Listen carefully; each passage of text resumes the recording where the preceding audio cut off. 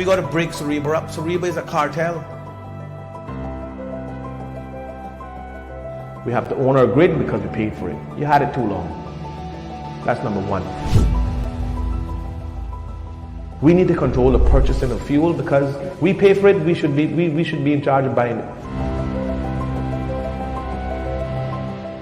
The fuel companies, you better buckle up too. Jackson Point pipeline have to be reverted back to the ownership of the country. Oh, Mario, you can't tell them how to operate their business. Well, yes, we can.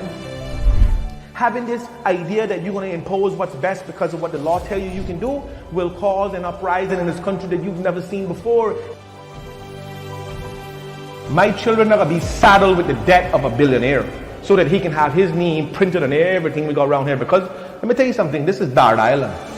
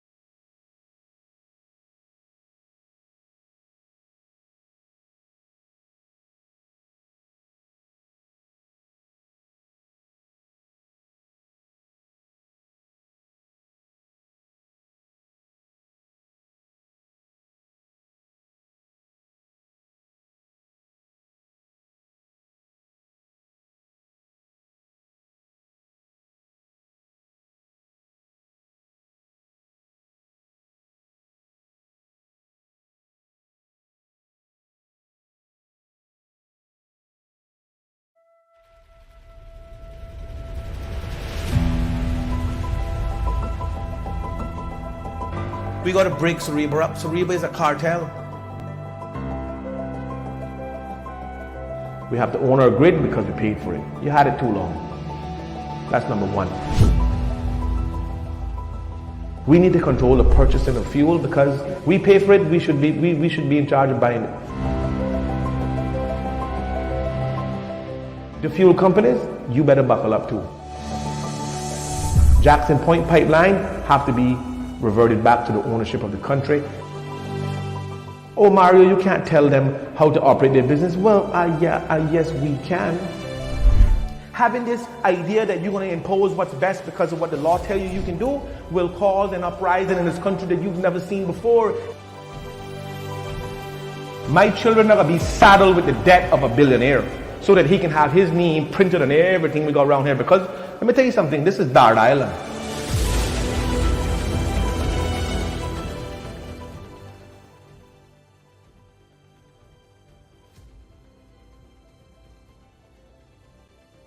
Good morning, everyone, and welcome to Word of Mouth. I'm Jordan. How y'all doing today?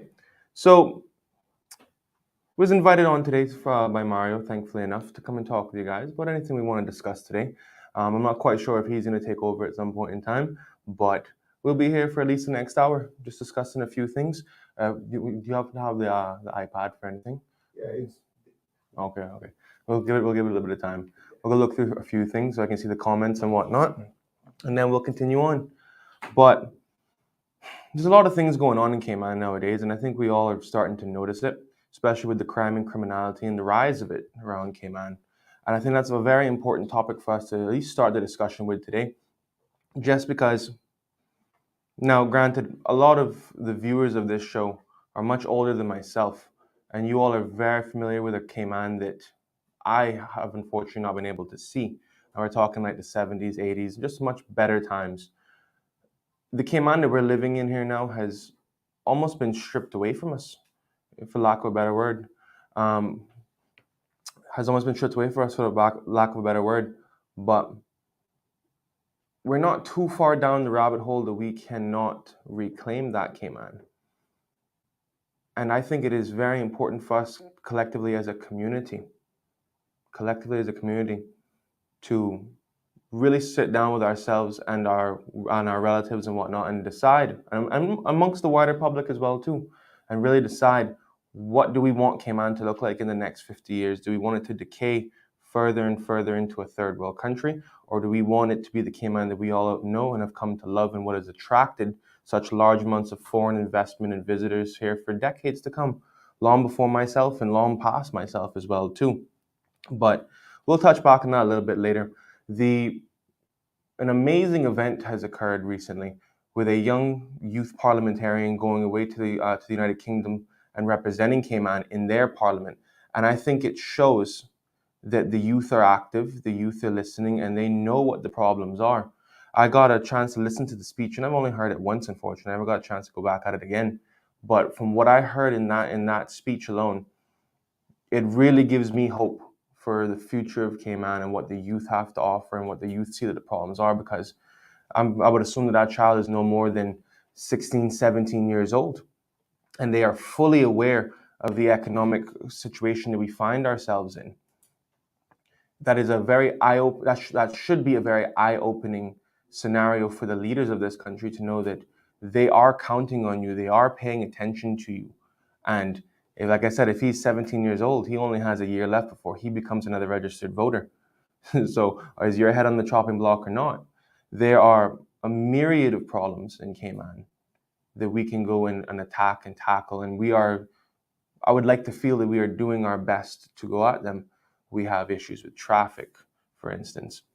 The East-West Arterial has now become a very hot topic, actually, the expansion of that road. Now, Mario and I might differ on that from position to position. I don't think that it's a necessary development. He feels a little bit differently, but then again, he lives up on that side. So who am I from West Bay to talk about another end of the island, right? But I feel that proper traffic management and the development of a national and transportation system would actually ease that without us needing to go and destroy or develop through a central mangrove wetland system. But that's just me. we have a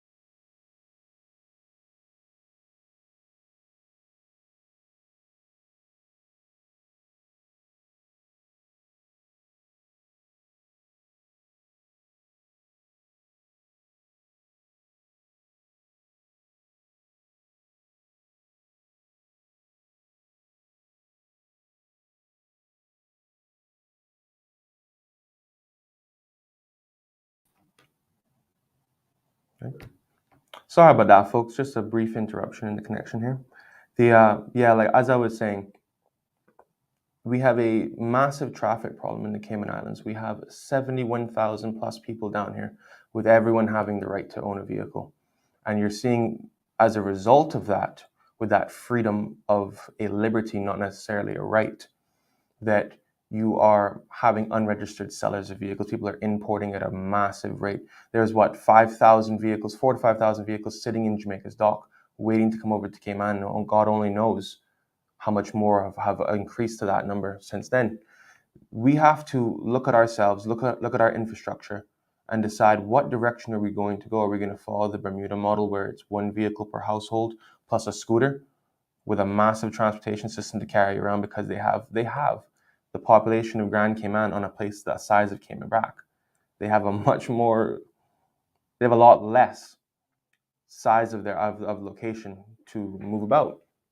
And I don't think we have reached a stage yet where we have to start really restricting every single individual. You look at countries like Dubai.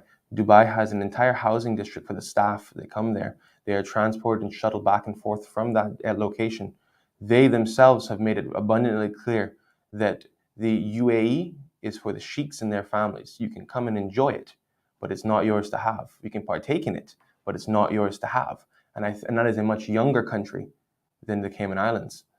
I think that is a wonderful model for us to start looking at, and really decide that out of the 24,000 plus Caymanians this is a registered number, down here we have a workforce and the entirety of a population of 71,000. We don't even equate for fully 1/3 of that 71,000. And amongst that, now you can break it down even further. How many of those 24,000 Caymanians are generational Caymanians? I dare say that it is between 10 to 15,000 of them.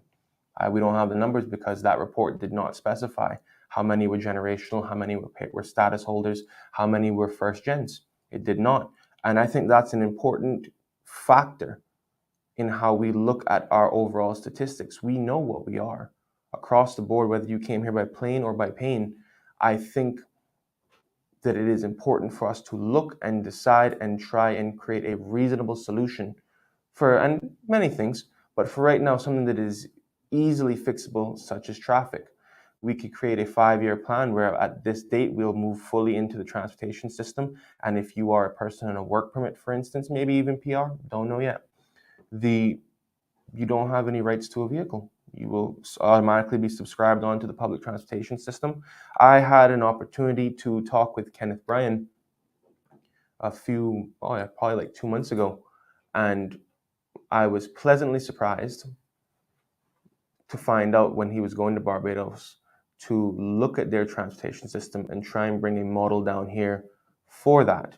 Now, we unfortunately didn't have enough time to get into the real significant details for it, but they are setting up a budget for it, and they should be moving into that within the next 3 years, hopefully, preferably sooner, I'm not quite sure. But I have a lot of hope for where we're going to be moving forward with a public transportation system. I think give me 1 second, please, folks.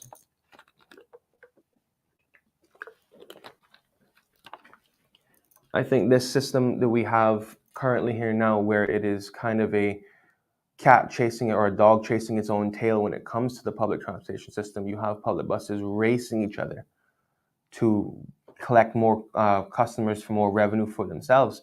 That is, it's not efficient. It's just not efficient. You create chaos on the road by having this. And I tell you, the biggest issues I have in traffic, 9.5 times out of 10, is the public bus system as it is. They shoot in, shoot out. Hardly any indicators. They're just on the road for themselves, and we're supposed to be at the behest of them. I don't think that's very fair to the ebb and flow of traffic. But if we had a comprehensive public transportation system with 50 to 60 seater buses coming at intervals of 10 to 15 minutes island wide, you can access it just by swiping a card or do what they do in the States. Here's the exact amount of change. I think that'd be a much more efficient system. Bus passes in 2022, we don't even have bus passes. This is absurd to me. We are living, I can't even say the 1930s, because even back then they had some sort of system in places like New York, California, major cities in the United States. And that's just to look at the US. You have Europe as an entire example. You have Greyhound transportation that goes countrywide. We as a quote unquote first world country in 2022 should not be having these third world problems where we are suffering. You sit in traffic for 30 to 35 minutes, 45 minutes, oh God, even over an hour if you're coming from the easterly districts. This is not sustainable for the productivity of our financial product, even our tourism product. I go to town on a regular basis to pick folks up from the from the port. And let me tell you, sometimes coming from West Bay, a 15-minute drive takes me 35 to 45 minutes, peak traffic hours. And that's absolutely unacceptable. We really have to take a strong look and talk with your MPs. Don't just have the dialogue here. It's a great spot to have it, but they are the legislators that are currently making the laws, regulations. Have some discourse with them, have some public consultation. Don't expect them to know and read your mind. That's an impossible factor. They are humans just as much as we are. They need, and sometimes they don't like to admit it or accept it, but they need the guidance of the wider public because they are not God. They are not all-knowing. We have elected them for 4 years. They work for us. So book a meeting with your MP, sit down, talk with them, and discuss the current modern day problems of our society. We have 1,000,001 things that are from the old world that are there's problems 30 plus years old that are affecting me. I'm only 25. But I can tell you for a fact, a lot of those problems, they are working day and night to fix those issues. But we will always have problems. It's just part of the development of a country. The thing is the most important factor, just that young man that went to the UK Parliament and showed how actively he is engaged with his surroundings and his environment and his country, because clearly he loves his country. Otherwise, he wouldn't be doing half the things that he does. We as the adults and senior adults, that too, should be leading by example for that young man. So he wants to continue because he is at a very pivotal point in his life where he has the option of going to college, getting an education, and adding to the brain drain that is happening in these islands now where he gets a better job somewhere else. People like that you want to bring back home. They have innovative ideas. They are young, they're fiery, they're hungry. You want to encourage that growth so they can become the best representative if they ever choose that path. He is a young parliamentarian. To become your next leader and take us from this ad hoc, wild west position into a stable and organized country that leads the world on many fronts, not just in tourism, because we're a powerhouse in that too, or in the financial sector. From my understanding, we're still the 5th largest financial sector, financial location in the entire world, and we want to maintain that revenue source. When you have investors coming here and they're coming from meetings, we're talking meetings of a couple $100 million, you don't want them sitting in traffic for an hour and a half. They'll miss their entire event, Like, you want this location to not only be easily accessible, but also financially lenient. Don't, when you come $4 for a ball, hotel, $5-6 even sometimes. There's many different things that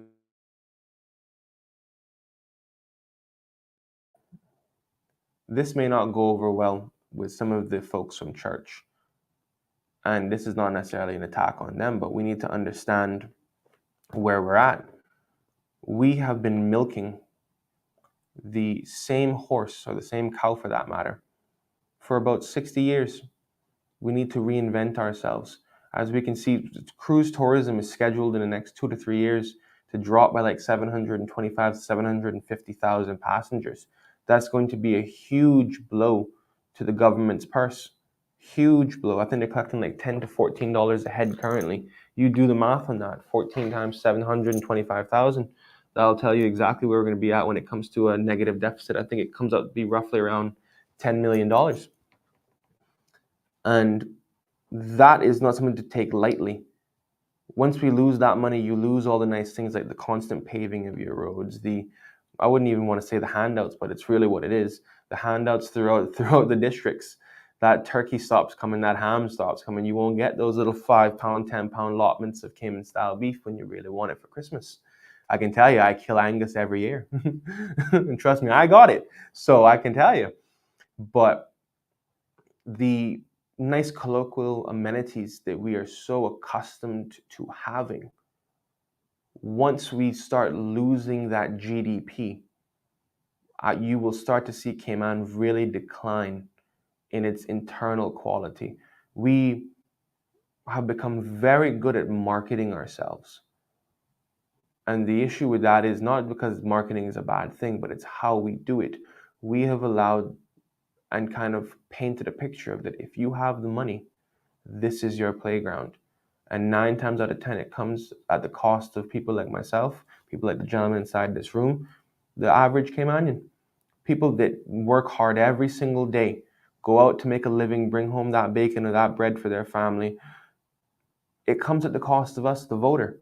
And I think it's time now that we really start to take a hard look at what we are doing as a collective society when it comes to the monitoring of our elected officials.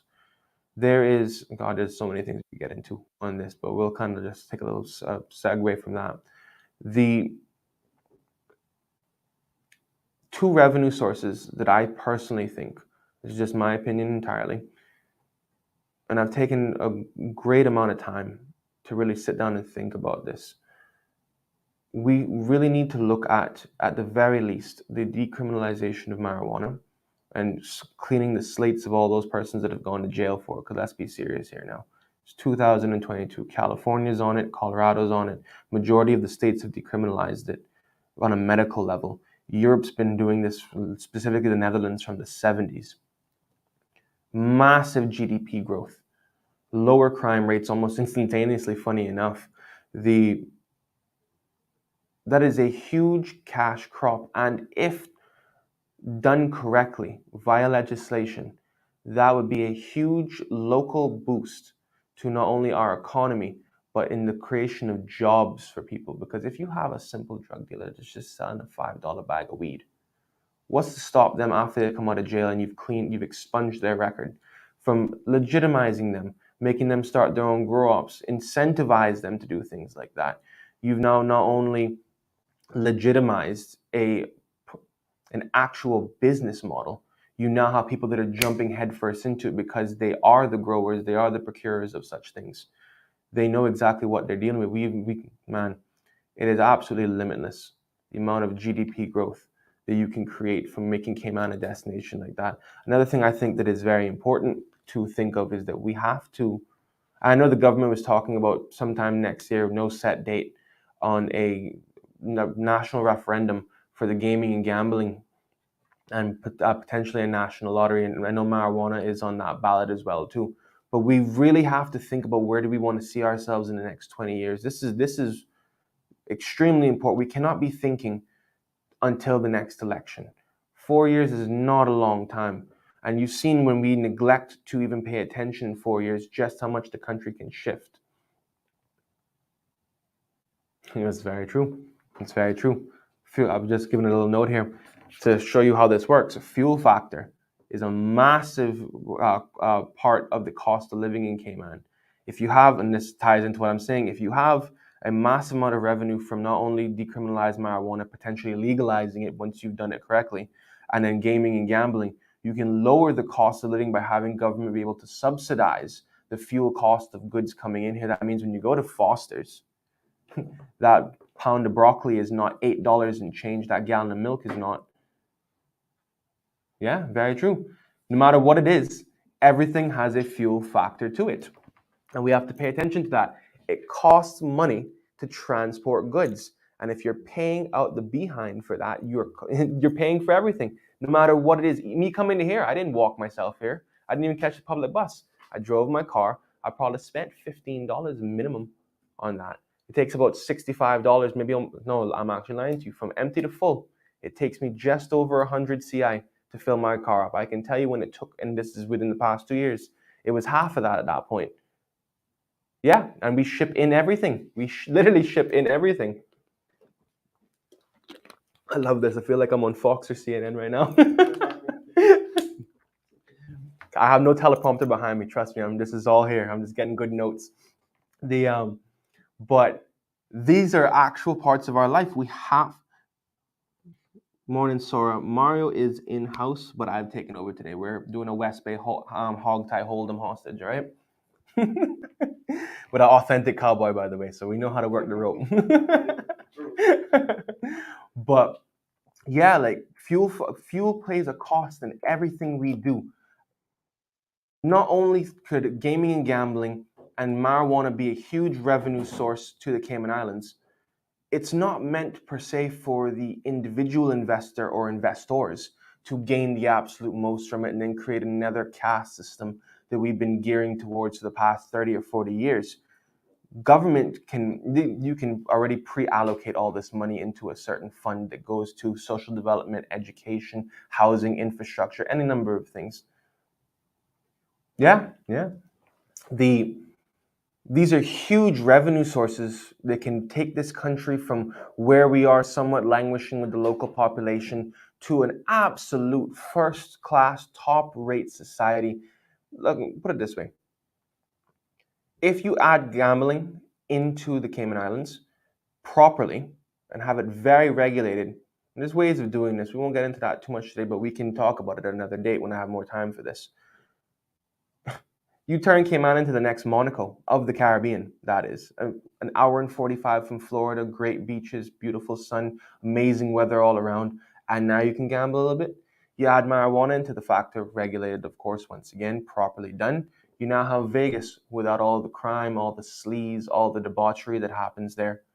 You can really turn Cayman into an absolute utopian society in under 35 years. And that sounds like a lot of time for some folks. Unfortunately, not everyone has 35 years left. But would you rather not make the better decision now? Not for yourself, but for your children and your children's children. You want to see that, you want to know that when the history books write it down, that you made the right choice to put Cayman in a situation where it is thriving. Most societies collapse. Modern banking system, that thing is only supposed to last 50 to 100 years. It has stretched itself thin here now. That's why you see politicians abroad funding and writing blank checks for wars that have nothing to do with them. It's the only way you wash cash. The taxpayer pays for it. That's why the interest rate is going up ridiculous. Banks are flipping everything on its head in order to survive once again.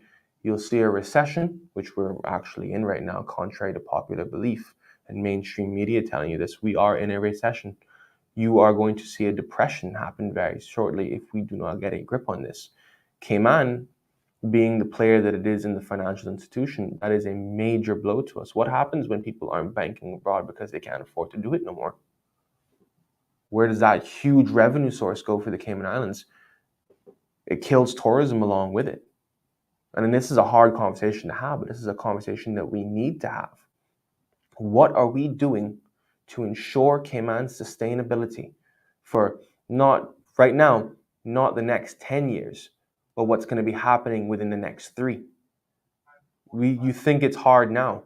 Wait till the feces hits the fan. Then you will see what's going to be happening. Not everyone is in a position to have land, to have cattle, to have horses, to have any sort of agricultural sustainability. What's going to happen? Are we going to decay to the point where we are killing each other over each other's assets? We don't even have a localized, I mean, what's a good word for it? Not a plantation. Yeah, no, that's a bit of a rough word for that one, man.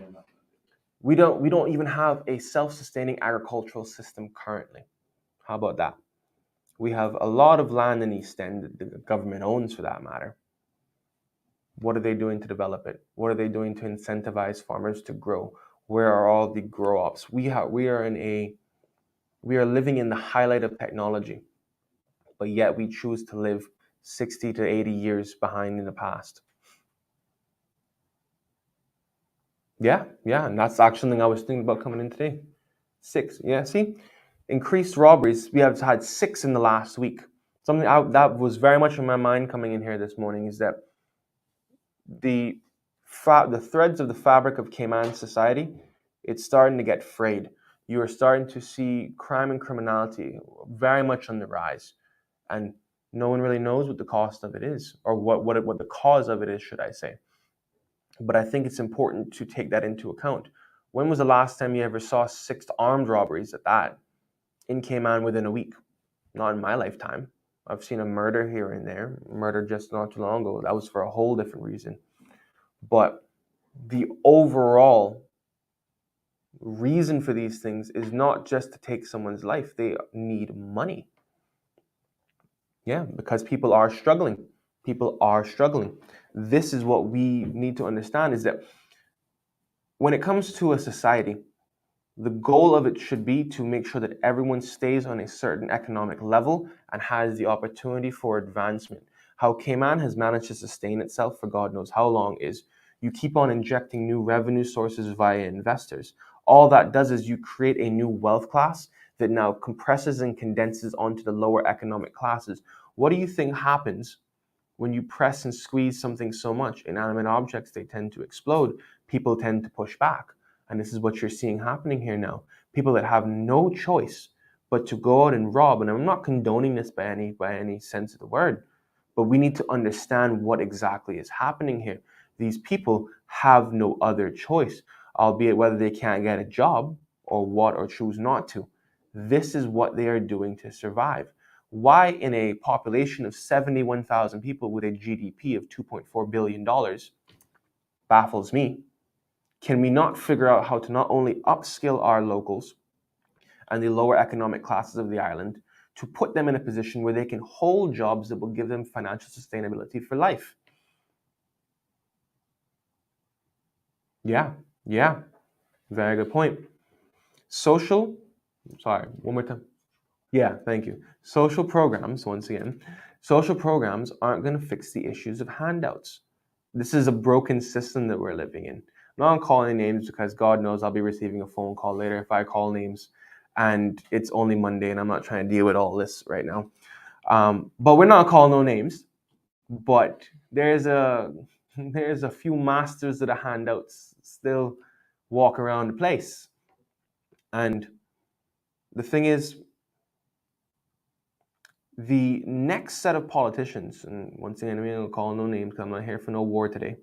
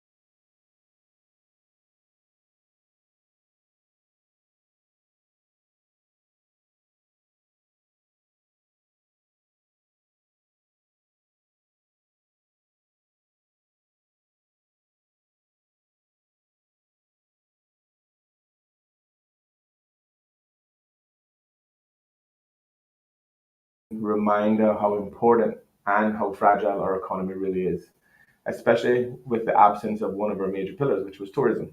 Now that it is slowly trickling back in, we have somewhat reinstituted ourselves in that space, and it's steadily growing, which is what we anticipated once COVID had passed. Now, one of the things that I just want to say, I just want to add to what he's already been saying, as far as fuel factors, cost of living, different things that are grossly affecting our sustainability, is that unless we figure out how to generate revenue from other ways other than the current system, we're going to continue to see social deterioration. Because when you talk about work permits, and we have nothing against work permit holders, obviously, because we got over 35,000 of them. So for anybody who call us anti work permit holders, Or xenophobes. they obviously have not been paying attention to the pivot in the Cayman Islands. Okay. What I would like to say is that in the financial service industry, we have grossly undermined ourselves by allowing that industry to have flourished the way that it has without the inclusiveness of the Cayman sovereignty. And when I say that, we support the financial service industry 1,000,000%, but we need to do a better job on how we extract compensation from that. There are $3 trillion that is being managed on these shores every year in mutual funds and hedge funds. Okay, hence the reason why we're the fifth largest financial center in the world. Roughly 25% of that goes into the coffers of the people who manage these funds and these accounts. 25% of $3 trillion goes to equity partners who get these big lion share of the bonuses that is made by the coal mine workers, who are called administrators. That's what I call them, the coal miners. They mine the coal but never reap the benefits of the coal that they mine. So, and I have nothing against the partners and the law firms and the accounting firms. I have nothing against them. But if Mario Dion Rankin was in charge today, 5% of that 25% would be going into a government sovereignty, which is close to $1 billion. And that can then pay for healthcare, mental institutions, food, education, and infrastructural growth for what we need now because of the increased population. So make no mistake, until we structure our system to extract the right amount of sovereignty in order to take care of the people of this country, we need to shut this thing down. Because all of these PRs and statuses need to shut down now. We need to shut them down for 50 years. You know why? Because we have not properly digested the ones that we currently have. We have a point system that gives people the ability to be a permanent resident in this country, that then go on to have a status, who then go on to have the right to vote, which changes the landscape. We need to understand the importance of these impacts down the road before we just willy-nilly tell somebody to walk a dog and we give you some points on your application. And then the biggest injustice of all is where we encourage them to buy property. We encourage them to buy property. It is the largest points gathering system on that application. Okay, so we need to restructure this thing. And I don't care who I offend this morning. I really don't care who I offend this morning. All right, I don't. All right, we need to put a moratorium down. We need to digest what we have. We need to understand the system that is already grossly affecting the sustainability of Caymanian people. Now, I only came on this morning to say that because it's been sitting on my head, and it has been sitting on my head for a long time. These last 2 weeks been rough for me personally. So that's the reason why I'm so happy that Jordan has agreed to come on and pick up the weight. And I can tell you, we need young, innovative people. Shows like this absolutely 100% empowers young people who watches and understand and become aware. We saw a great demonstration of what a young mind can do at the UK Parliament just last week. And it's that sort of interaction and participation that I want to encourage for all youth in Cayman who are interested in getting involved with the environment and involved with the legislature, because the legislation and the halls of Parliament is the consequences creator. They create our consequences. So we need to have a firm, strong grip on what happens behind those walls. So again, I'm happy, and I want to thank Jordan on air, and that's why I came on, is so that I could do that officially on air. That you guys will be seeing a lot of Jordan. We're going to turn this into a roundtable discussion. We're going to bring in a lot of young people and get their ideas Just go and watch that video. Even if you saw it already, go watch the Youth Parliament. Go watch it. Watch it until it sinks in. And I don't mean just our viewership. I'm talking about the politicians who run around here handing out books and pencils every school year just so they can get a photo op. That kind of garbage need to stop. Okay? You don't need a photo op when you're doing something that you are being paid to do. So again, ladies and gentlemen, I'm going to leave the studio and let Jordan take over. I think I may have left enough triggers for conversation, and Jordan is always an eloquent speaker, and he will be a cornerstone of word of mouth moving forward. All right, y'all have a good morning. Well, as you all can see, I definitely lit a fire up on him real quick. But that's great. We love that. That's what we're here for. Dialogue, discussion. Dialogue and discussion. And that's what I think is so important about this show is that, well, I'll tell you frankly, it's the only reason I'm even here, because I can tell you who I come from, and we don't do no sides like that. We do what's right. And this has afforded me an opportunity to come here and speak freely with you all. And I do believe with Mario, I want to thank him for affording me that ability as well, too, honestly. But non-biased discussion, we're just here to talk about the hard facts. We're not here to sugarcoat anything, honestly. Like I'm going to be very honest with you all. We're not here to sugarcoat anything. We have lacked the place for discussion on the hard topics for a very long time. We've been so used to that old school way of sweeping it under a rug. In a time like this, when there's every ounce of information available to us, you would have to be the most ignorant person I know to choose to just be blissful of that and not want to talk about it, that it's somebody else's problem. Whether you vote or not does not change the fact that these things affect you every single day. It is to your detriment to not get involved and not help change and steer and guide the policy of the future of Cayman. When it comes to that young upstart, really, because, man, I was very impressed to hear that there is someone younger and had the ability to speak so eloquently and deliver what he wanted to deliver.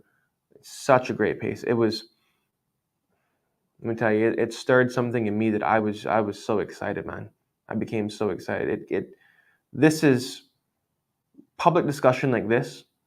When you have so few brains to pick, it can become depressing at times. You feel alone. You feel like you're the only one. You feel like the circle that you talk with and communicate with is the minority of the country. But there's a lot of people talking. That's the thing. We're just not talking with each other. And I think we need to really sit down and understand that is that, for the most part, everyone wants the best for Cayman. I say that as I say that. For the most part, because there are still a few persons here that just want to milk this cash cow for as long as it can and then move on to the next one. We have to start weeding those persons out because they do not want the best for Cayman. They do not want the best for you, me, anyone here. It's just the best for themselves.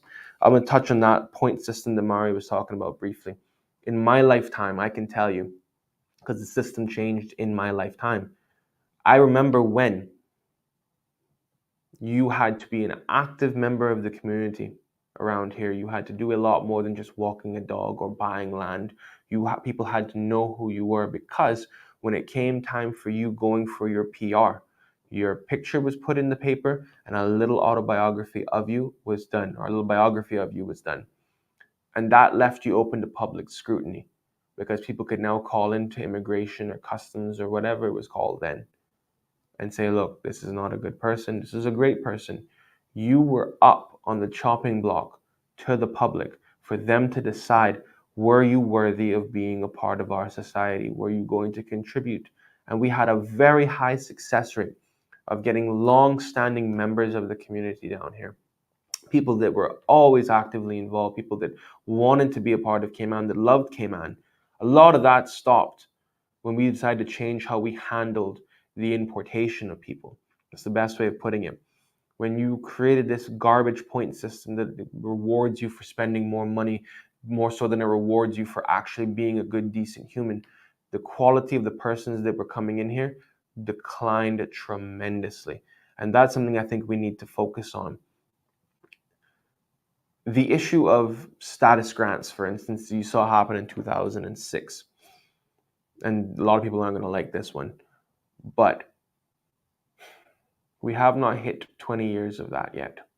And I think it's time that we actually take a look at that, because we have thrown our population by number well ahead of its natural growth rate, all for the gain of political sovereignty and political expediency. That's really what it was done for. More bodies to vote. Why are they going to vote? Because I gave them something that they think will never go away. So therefore, I have them in my pocket. We have done things in our past out of love for ourselves and love for the power that a person can really gain from it, more so than what is best for the country. And at this point in time, I agree with him. I think there should be a moratorium on permanent residencies, status grants, and it's no hate towards all of you that are actually applying for these things. It really isn't that, but you need to understand that the country that you love so much, for whatever reason, generationally, I love it more. Sorry to tell you, and I will do anything at all costs in the right way to ensure that this country is on a right track, a sustainable track. Because look at it this way, and we'll just touch on the persons applying for PR and residency. If there is no country to emigrate to, what are you going to do? And if it takes you all being in the line a little bit longer for that, just so we can fix it, I think that's worth waiting for. For the fact that when you come here and apply for here, to come in, to live here and be a part of this society, would you not rather it be the best that it can be, more so than you just doing it because it's better than where you came from, but now you have bigger problems? Why would you go somewhere else to be poor somewhere else? Like, let that sink in. You're struggling and suffering to come here, to struggle and suffer here for the rest of your life, with no guarantee that you'll even live 3 years down the road. We have to take a lot of these things into account. There are a lot of underlying societal and infrastructural issues that we have not addressed, and they're rearing their ugly head again. Life is a path that if you don't fix a problem now, it will pop its head up again a year from now, 3 years from now, 10 years from now. They're reoccurring issues for a reason. By design, they need to be fixed in order for you to progress. And that is a thing that I think we all need to take into account when it comes. We're going on 2 years into this government here now. I like a few, dislike a few. We won't get into any specifics on this. But I feel like I'm reliving 4 years ago in an alternate reality. Maybe even 8, 10, 12 years ago even in an alternate reality. You still see the same amount of construction that was already approved. I don't see any further protections on the environment for locations that need to be protected. You are the legislators. Why have you not protected places like Barkers? Why are these central mangrove wetlands not protected as sustainable locations? You don't need to put a highway through there just to alleviate the traffic coming from the east. You need to reduce the number of cars. We keep talking the same rhetoric, man, about you can't build yourself out of a jam. You can't develop more roads to get yourself out of traffic. But yet we continue to develop roads. We need to fix our transportation system. We need to stop allowing people to come here to go all willy-nilly with the purchases of cars, because 9 times out of 10, they are importing rinky-dinky junk that's not going to last past 3 years. Then it goes to the landfill. We don't even have a proper recycling plant. This regen thing, only God knows when it's actually going to be done. I know darts behind it and whatnot and yada, yada, yada, yada, yada. I'm not here for all that this morning. There are things, while dealing with the big issues, that we can fix to improve the quality of life locally. You want to talk about sustainability? That's in the Premier's office. So we'll just talk about that for a brief second here. DOE is in charge of X amount. DOE does not have a large say. I do think that there should be balance between the DOE and the CPA when it comes to the approval of buildings, where and when it can be done, etc., etc., etc. But that takes internal change. We have to look at what is causing the problems here. Most of these board positions are given out as political favors. Some are martyrs. I can tell you there's a lot of martyrs across the board this go around. Positions need to be filled, and someone's got to take the heat for it. But why is it that we allow any and everyone to come into our waters and overfish our waters? Why are there not protections in place that allow for only Caymanians to be? Actually, there are. There's no enforcement for it. There's no actual constitutional enforcement for it, or legislative enforcement, should I say. That's a huge revenue source. If only a Caymanian can be the sole fisher here, or the fisherman here, or fisherwoman, whatever you prefer. The amount of revenue that brings in when people have to come here and fish and charter these individuals to come and do that, while you know that your fishermen are equipped not only with their tools, but with the knowledge to know how to go through these locations, where they can fish, where they can't fish, how to fish, what's allowed to fish. You have any and everyone coming here that they don't care about our laws. They just go to do it because they can. I can't tell you how many times just embarkers alone that I'll see other nationalities out there catching fish no bigger than that, just because it saves them a couple dollars at the grocery store. There's no DOE enforcement. There is no conservation enforcement. There's nothing out there. We're killing our own sustainability just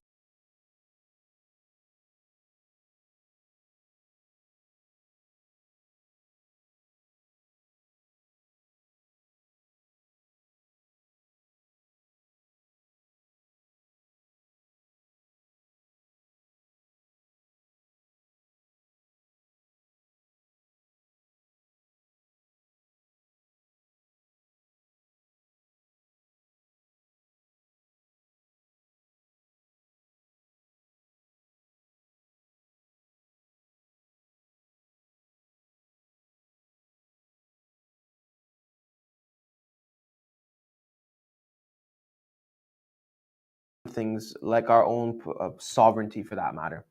How do you expect us to take care of other people coming into this country that want to come to a first world country, that want to live a first world standard, when we can't even do it to ourselves? Because at some point in time, I promise you, like I was talking about earlier, by injecting new classes of wealth into the society, you're compressing the others. And how long can these persons maintain their financial integrity before they are now pushed to the bottom and they become the lower classes? They don't have opportunities. Their kids don't have opportunities. As you can see, this is not a sustainable system. We thrive by injecting money where possible at the cost of our social integrity, at the cost of our environmental integrity, at the cost of our sovereignty overall. There are too many negatives versus the positives to what we're doing here now.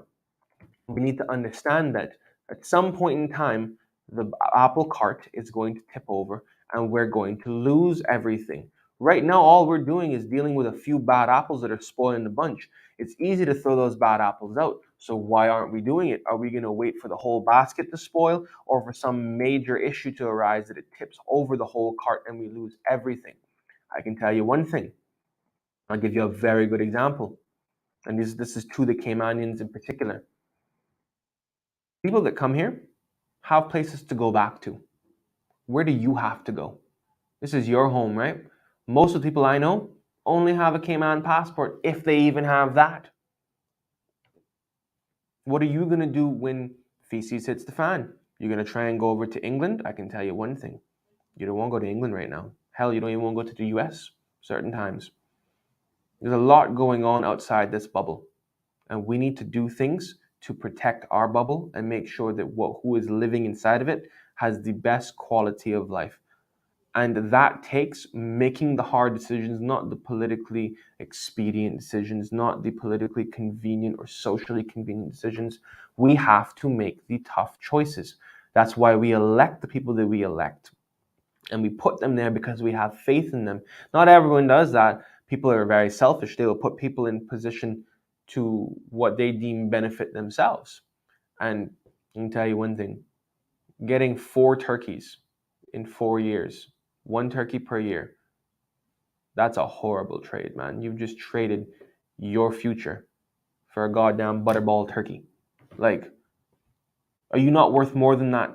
Than putting someone in that's only coming here and assisting you? And I understand, don't get me wrong, I understand that times are hard and that next bite to eat is just as important as the one you have now.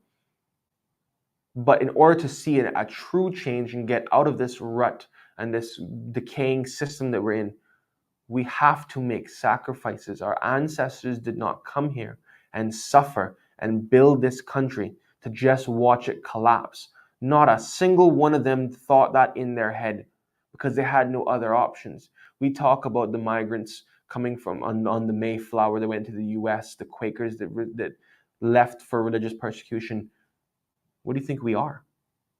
We left one country because we were being attacked in it, and we built another country. Why are we watching as that country is not only being reabsorbed by the same one that we left, but also being destroyed internally to the point where it's just becoming a cash cow for everyone else but ourselves? I'm not talking about independence. I'm talking about sustainability. Once again, Premier, this is in your remit here. This is your department. We need to do things to sustain our integrity and make sure that this country can last more than 20 years. What are you all going to do about it? Not everyone's got 20 years left. They're out the door. And as bad as that sounds, it's actually a blessing for some of them because they don't have to live to see the continued decay of our societal standard. They don't have to live to see the turmoil that Cayman finds itself in. I got to deal with it. Jamal here has to deal with it. Pretty sure Mario has to deal with it. Like, let's be real here now. That's just 3 persons. How many else are in that age bracket from, how old are you, Jamal? 22, 23, 21? From 21, what's your dad, 45? 40? Oh, I'm making Mario sound older than he is. He's not gonna like that. But from 21 up to 40, just in that bracket, how many of you fall in that bracket that are going to have to deal with this garbage 20 years from now?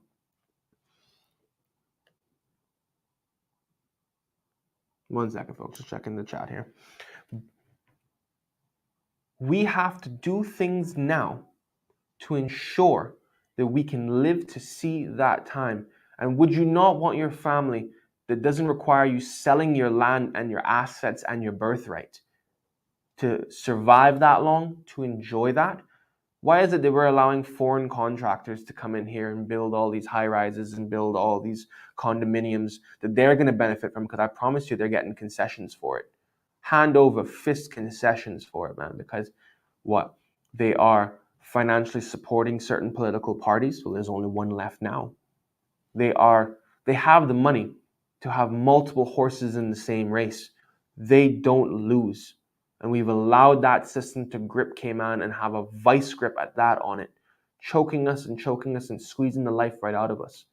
We are not going to be the prevalent factor in Cayman in as easy as 15 years if we keep going at this rate here. Just something that I've talked about for years now, but I want to bring it back to the forefront of your minds, is that one of the biggest fears I have for Cayman, and this is a person that is a 8 generations, man. My family helped settle and build this location. I am the most scared of seeing Cayman within 50 years go from a country that had actual indigenous Caymanians and a culture, a history, a heritage, to just being a Caymanian, meaning that, oh, you don't pay taxes, whereas the rest of the world is paying taxes. Social credit scores, social credit system, it's all taxation. We are on a track to being an extinct species of people here.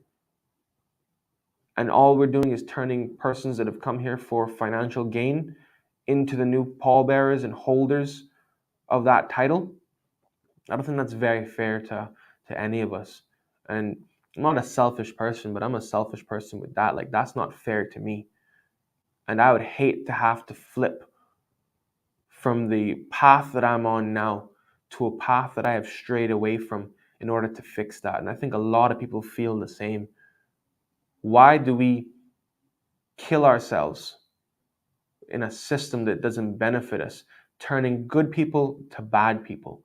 You see it happen every single day.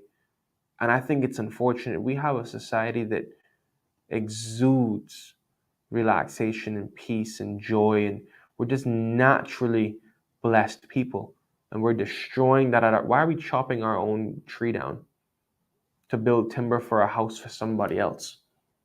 Why not at least build a house for ourselves? You're gonna lose one thing to gain the next, but at least you got a roof over your head, right? Now you have to figure out where you can get your food from again. We need to really sit down and take a hard look at what is going on around us and make that conscious choice come 2.5 years. I think it's a little bit less than that actually, with our next election, as to who is representing you, what their interests are. There needs to be laws in place that you get 4 years. In the middle of that 4 years, you're up for review. That will determine your future politically. We need to hold our elected officials accountable. If it takes a petition to get it, a referendum to get it, at whatever cost it takes, we need to get a control on our house once again. The shotgun is all the way across the room. We've got 200 people between us and that shotgun. You don't got to kill no one with the shotgun, but I promise you, you fire off one shot, people start understanding who's in charge again. And we need to take that into account. There are less and less voters as time goes on because the people that are not voting are the ones that don't have to. They buy and sell the politicians every single time to ensure that their own financial integrity stays the way that it is. Folks, I got 10 minutes left here. I gotta go. I got work to do, guys. I work like everybody else. But I'll tell you, if I leave you guys with anything today, I want you all to sit and really think about that. Analyze the position that Cayman is in. Analyze the position the world is in globally. We're having a fuel crisis currently. From last report I heard, the states had like 25 days left of diesel in personal reserve. Like, it's ridiculous. That is supposedly a leading first world country, and they have 25 days of diesel left. The UAE, not supplying them no more. Russia, the world's biggest supplier, doesn't care. They've just recently, this is something else I want to talk about. Russia has recently put Cayman and a bunch of other overseas territories on an international not friendly list towards their country. Tell me how that benefits us. We've picked sides in this fight that had nothing to do with us. Let's talk about the facts here. When the Cold War ended, it was ended on, and we're going to just jump through this really quickly. When the Cold War ended and Russia and the US came to terms, one of those agreements of those terms were that the United Nations would not advance its control any further east towards Russia. Keep that in mind. And every president since then has done the exact opposite of that. They've advanced the United Nations grip and control on Europe further towards Russia's territory. So if we're going to talk about unprovoked fights, that's a pretty prominent provoked factor right there. Now, I'm not saying it's right what Russia's doing. What I'm saying is that it's protecting itself. And we have picked sides. Let me just give you a very good example of something that happened in recent history, and I'm talking about in Cayman, that I did not agree with. We are a small island in the middle of the Caribbean. We have no military force, no navy, no air force, no millions of people to go and lay down their lives for this country. And we're picking sides in a fight that's not ours. This is not an attack on the folks that are either Russian or Ukrainian in the Cayman Islands. This has nothing to do with you all, but we need to understand what we're doing here. We are picking sides in a game that is much bigger than ourselves. When I see the premier of our country and the governor in front of the government administration building raising the Ukrainian flag in solidarity, it is one thing to publicly voice your own side and you're on who you are ensuring that you believe in and trust, it's one thing to do that. But when you put a flag of another country flying in front of our government administration building, you have decided what side of the war you're on for an entire country. And what is to stop Russia from sending Moabs down here? Oh my God, man. ICBM, intercontinental ballistic missile. Moab, mother of all bombs. Just to stop them, even anything nuclear. What's to stop them from sending that to Cayman and leveling the entire country just because we picked a side? What? The United Nations is going to avenge us? I'd rather be alive than be a martyr for vengeance, honestly. I'm not here to be no political ploy to keep a war going. I want to live in a country where I don't have to worry about that kind of stuff. So when I see foolishness like that, to where we're picking sides or picking a horse that we don't even have in the race, we can't even afford the horse in the race, and we placing a bet on that. I think that's the stupidest thing we've ever done. That's just me talking. But back to my point about Russia making us a very non-friendly territory in relation to them. They supply the world with the gas, petroleum, diesel, all of that. They supply the entire world with that. A lot of the US's reserves come from Russia, right? The same way that the grain and whatnot and 60% of all that stuff comes from Ukraine. What's going to happen if this war ramps up and it turns into an international conflict where we have nothing? We have no friendlies on either side. We're just here sitting on our hands waiting for it to be over. It's going to eventually reach us. This is the kind of potential path that we're heading down. Proverbial World War III. And we're already preemptively picking sides that we don't even know what's going on. We don't even know what's actually going on in these countries. I'm just saying we got to make better choices. Why don't we get our own house in order first before we start making a poppy show of ourselves and saying, we're doing this or we're doing that.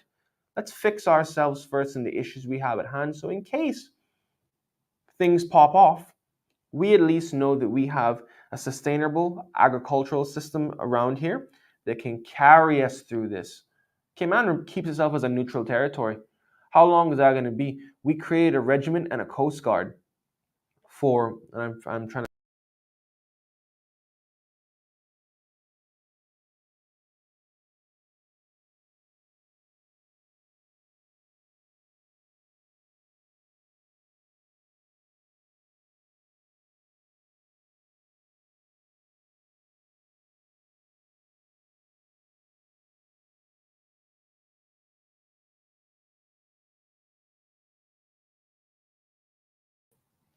And we're back for the last 4 minutes of this segment here. As I was saying, let's get ourselves sorted first before we start to deal with any international issues, before we start picking sides. Because I promise you, and once again, this is not an attack on anyone, but the people that are the Ukrainians here, that are the Russians here, that have any interest in that side, they're not over there fighting for their country. They are here, safe and sound, in a first world island, enjoying their time, doing social events, doing this. And it's like, we have our own issues that we need to sort first as a country. Cayman, like I said, Cayman, aid and relief is what the regiment and the Coast Guard were created for our local protections, and the regiment is for aid and relief to neighboring countries. But yeah, they're weapons trained, right? Cool. Just saying. Let that sink in for a second. I know a lot of folks in both areas. They're trained in that stuff. There are certain clauses and provisions that the UK, England in particular, has to meet before it relieves itself of a territory. This is not 1962 when Jamaica received itself. Because let's be real here, the world changed after the 1970s and then changed again in the 2000s. But we're going to focus on the 1970s for this last section here. There are certain requirements that England has to meet in order to say that they've done everything that they need to do to let this country be free. We have a parliament now, So we're autonomous in that regard. We have what can be technically deemed as a defense force, being the regiment/Coast Guard. We have a Navy, which is the Coast Guard. We don't have an Air Force. I'm not quite sure if that's a requirement or not. But even if it was, we don't even have an airfield big enough to house what we would have. We're going to have 2 jets. You all want to pay a couple $1 billion for them? Go and be my guest. We're going to put ourselves, for the sake of defense, in a bigger hole than we are in now. Yeah, cool. I'm just saying that whether you're ready for it or not, life is not waiting on us. It is jumping ahead at the pace that the people that are in control of it are making it jump at. Do you have the proper elected officials to ensure that you get the best deal or the best cut out of this deal? I got confidence in a few, but the larger majority, they're here to grab as much money as they can and get out when time comes. Ask them how many of them have their UK passports, go to England on a regular basis, probably have a home there we don't know about. I'm just saying, I'm not saying anything. I'm just saying it's worth looking into. I can tell you straight up, I'll never leave this country. This country has to sink for me to want to go anywhere. This is my home. I don't know how many of them still feel that same way. Are they just here for a paycheck? From election to election, how much can they con and swindle and ruse the elected? I don't know. Tell me. We are the electors. We make sure that they get that paycheck and they don't have a problem advancing themselves a couple $100,000. I'll tell you what, they don't. But we are in charge of them. I think it is time that we got back to that struck balance and decide amongst ourselves who is worth being inside there, who has our best interests in mind. There's a lot of things we got to fix here. And I know I've jumped all over the place this morning, but topics come and topics go. Like I told you all earlier on, if I leave you all with anything here today, really sit down amongst yourselves and amongst your family and talk with your elected officials to really understand what position Cayman is in currently, where we need to go, and the priorities that we need to have. I told you all, gaming and gambling, I believe, as well as the decriminalization of marijuana, huge revenue sources if they're done correct. No foreign investment and limited investment for persons that are here locally. Hotels cannot capitalize on this. And even if they are allowed to enter into it, we have to have agreements in place that government collects a decent percentage of the revenue created. We can take Cayman into hyperspeed. Because that revenue is not just going to a blank government coffer, that is going to things that are easing the cost of living for the Cayman Islands to make it so that you can afford to live here. You can buy a home here, you can buy land here. We have to cut, and I say cut, I mean stop it entirely. The ability of people that don't even have permanent residency here from buying land. That cannot be the biggest point earner in this. What happened to being a good person? Just because you're running from your problems doesn't mean I don't have problems here. What makes you so high and mighty is because you got a couple $100,000 to spend $500K on some land. It's probably priced at $150,000, but it gets you status here, right? We really have to sit down and look at what we're dealing with and evaluate amongst ourselves and our elected officials where we want to see Cayman. And I can tell you one thing. We don't have the provisions to do it now. But when the next election cycle comes, I'm going to be advocating for people that I know are going to be doing the right thing. I'm tired of this, man. I got to deal with this every single day, and I'm tired of it. And you all should be more tired, especially the older persons. You all should be more tired than I am. You should be fed up. You should be wanting to go there and grab them up yourself.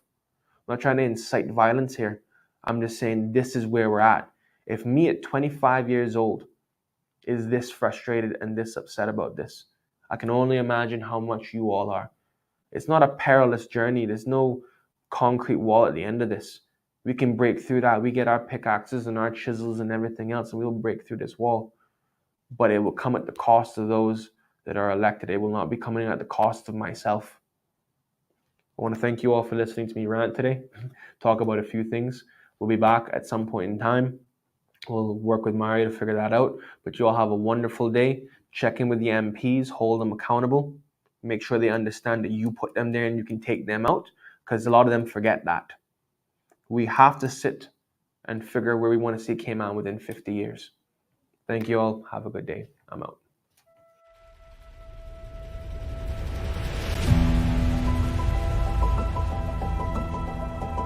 We got to break Sariba up. Sariba is a cartel. We have to own our grid because we paid for it. You had it too long. That's number one. We need to control the purchasing of fuel because we pay for it. We should be in charge of buying it. The fuel companies, you better buckle up too. Jackson Point pipeline have to be reverted back to the ownership of the country. Oh, Mario, you can't tell them how to operate their business. Well, yes, we can.